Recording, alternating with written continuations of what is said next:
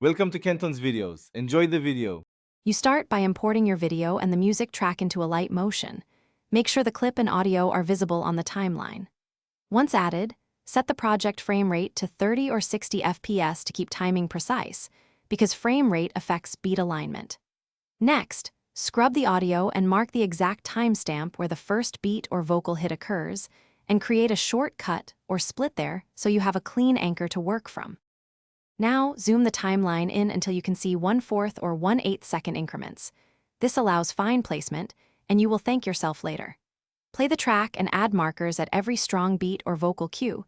Those markers become alignment points, so place them precisely. Then, drag your video cuts or motion keyframes to snap to those markers. If something is slightly off, nudge with the arrow keys by 1 frame until the visual hit matches the audio. Finish by smoothing transitions. Apply short easing and offset keyframes by a few frames when needed, because micro-adjustments make sync feel natural rather than robotic.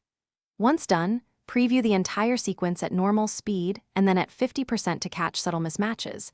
Make sure the main hits land every time.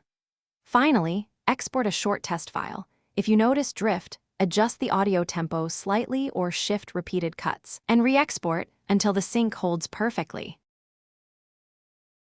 Thanks for watching. Consider subscribing if we helped you.